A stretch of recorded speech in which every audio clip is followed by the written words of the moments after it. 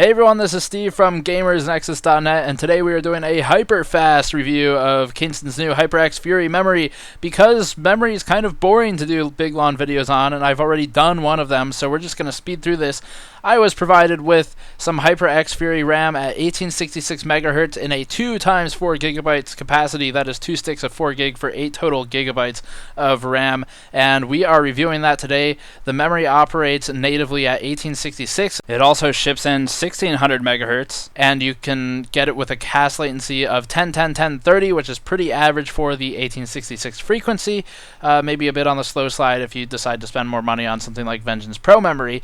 Voltage is at 1.5 volts, so it is not the 1.65 voltage of memory of the world past, where 1866 was much harder to achieve and thus required higher voltage. No, it is a lower 1.5 volts now, and that is because the die yield of 1600 MHz plus memory is so high at this point that it is actually cost ineffective for manufacturers to produce 1333 MHz and other similarly slow frequencies. So that kind of gives you some insight as to why the industry is shifting toward 1600 toward 1866 and onward in the rapidly stagnating DDR3 market, as DDR4's impending swing of death is right around the corner on DDR3.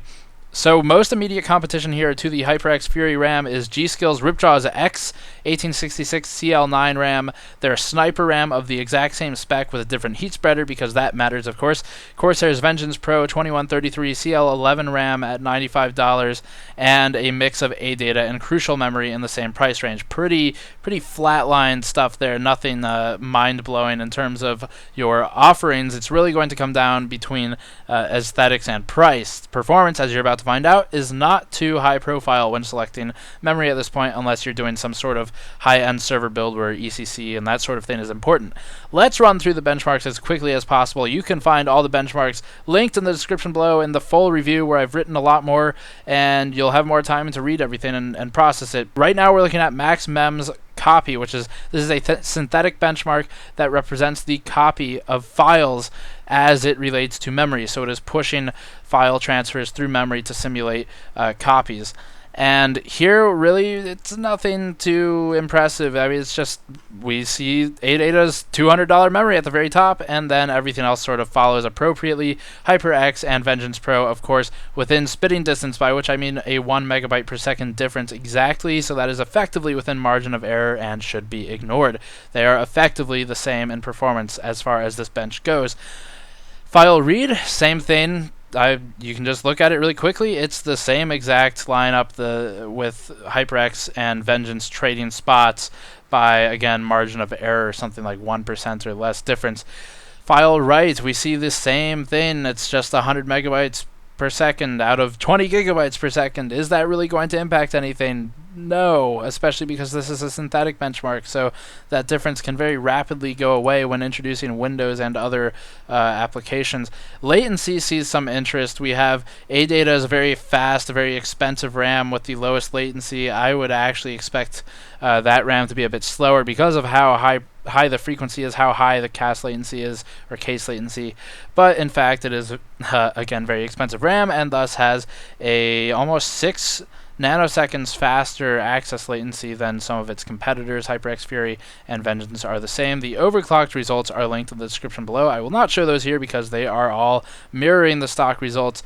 Let's move on to real-world tests. You can find other synthetic tests in the link below, but I'm not going to talk about them here.